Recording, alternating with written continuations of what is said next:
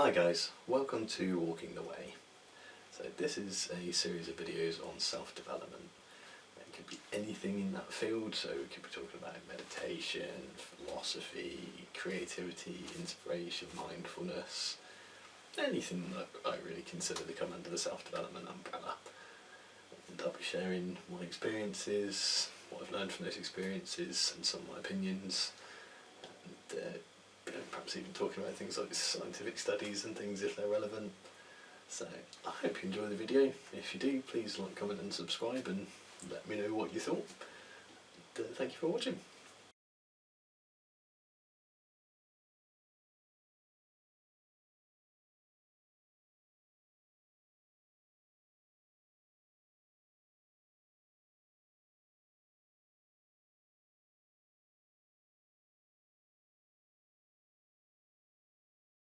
Okay, so this episode is going to be all about silence. What silence means in this context, how you can sort of go about using it, and what it can do for you. So silence in this context is the absence of all communication. So no talking, no cell phone, no texting, no internet, no reading, no writing, no watching television or films, no art, creating it or appreciating it, nothing that could be classified as communication whatsoever. And in terms of sort of how you go about using that, first and foremost I would say plan it, because unless you're in a situation where you're just on your own at home, nobody's going to need you for anything, that's fine, go for it. But otherwise it is better, I would say, to plan it so you know when you're going to do it and you can make sure that it's not going to impact on anything else. So obviously it can be quite inconvenient if you end up having to try and deal with other people. You're either going to have to, well, you're basically going to have to break your sort of period of silence in order to deal with anybody. So you want to avoid that if you can. In terms of sort of how long to try and do it for, I would say to really sort of get any benefits from it, you need to be doing at least a couple of hours. Ideally you want to try and work up to a day. There are retreats where you go several days or a week where you're not communicating. And in terms of sort of what it can do for you, this is probably going to be the longest part of the video because this is quite a broad sort of subject. I mean, the obvious thing is that silence allows you time for focused self-reflection, because there's nothing else, you can't get away from yourself. So as just a sort of caveat, I would say if you're having serious mental difficulties with anything in terms of mental health or things like that, then consider whether it's the right thing for you before doing it at that point. It can help, but depending on you, who you are and what it is that you're going through, it may not. So just consider that, you know yourself, and just sort of think about whether you think it's best for you at that time or whether you might actually be served better by communicating with people about what's going on. That being said, in terms of what you can use silence for, as I say, self-reflection is the obvious one. You can use it to explore things like mindfulness, just looking at how you're feeling, how your body's feeling, getting to know your state better, and sort of how to work with that, what you feel you need to work on in yourself. If there's anything you want to try to improve, any sort of areas of yourself that you feel are not what you'd like them to be in terms of your personality, the way that you live your life. I'm not saying that you should try to change, but obviously if you, say for example, if you're working on humility, silence and mindfulness is a really good way to see where you're at. And one of the things which I find, I don't know if this is just me, maybe it is, but during periods of silence, I find after a while I become much more honest with myself, which may sound strange, but I think it's because of the sort of absence of outside input or stimuli, I feel less need to try and sort of pretend to myself that I'm better than I am. Because I guess that's sort of how you construct your sort of outward appearance, is in the lies that you tell yourself, I think it is anyway.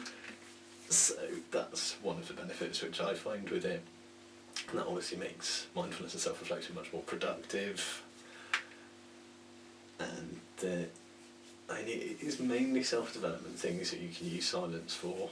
Equally, if you're trying to mentally solve a problem, I think it can be quite good for that, because it just allows you to become so much more focused on what it is you're thinking about, because there's just a lack of anything else.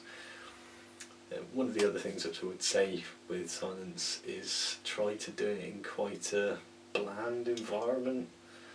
Don't necessarily mean like a bleach white room, a bleach white room or anything like that, but like no sort of things to distract you, basically. So, you know, you're not planning to read or watch things or use the internet or talk to anyone or anything like that, so don't have those things around you. You can do it outside, but I would perhaps suggest not doing that straight away, because again there's a lot that you could potentially be distracted by, which is obviously going to take away from what you're trying to do. So I would say a bland room is best.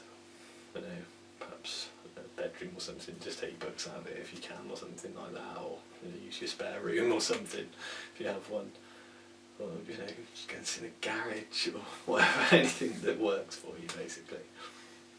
But try and make the environment as free from distraction as you possibly can, and just explore it. It's much more powerful in terms of what it can do for you mentally than at least than I first assumed it would be. It was something I was sceptical of at first, but having done it for a while now, and sort of on and off for a few years, I have found it to be really helpful in a lot of different areas.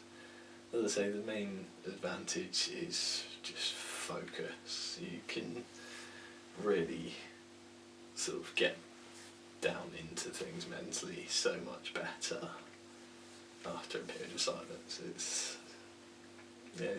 a very powerful thing, and I think it's something that pretty much everybody could benefit from at the right time and in the right environment. It can seem quite strange at first. It can actually make some people quite uncomfortable. So, you know, be aware of that and listen to how you're feeling, and so if you're not feeling that it's affecting your mental state in a good way, then you know, perhaps shorten the time that you do it for, stop early, give yourself some time to recover and try again in a few days or something. And you know, there's no guarantee that you'll like it. A lot of people do, I would say. I think probably most people do. But you know, there definitely is the potential that it could make you feel uncomfortable to what you don't want to do, and that's fine. It's nothing's for everybody at the end of the day. There's always going to be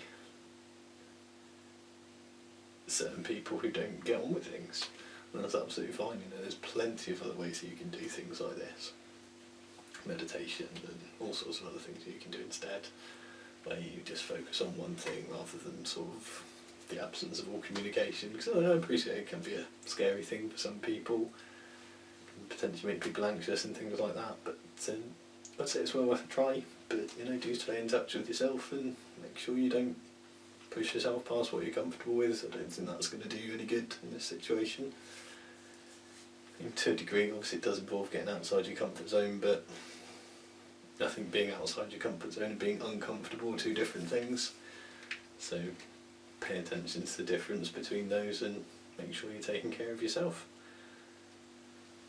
I think that's about all we'll go into on this one. I mean, obviously silence is a practice which you can build other things on, so I probably will revisit it in later videos as sort of using it as a platform for other things. But I think for the basics, I think we pretty much covered everything. Obviously, if you've got any questions or you want to share any experiences, let me know in the comments down below. And thanks very much for watching. If you enjoyed the video, please like, comment and subscribe.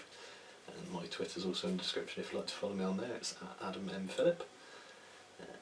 There'll be more videos like this coming out every Wednesday with my series on mental health and self-care, which is called Things I've Learned Along the Way. That comes out on Mondays. And there'll be other videos which will sometimes come out on Fridays, but not every Friday by any means. So thank you again for watching. My last video will be over here somewhere. I'd love to hear from you, so please leave a comment or a video response down below. And keep being awesome.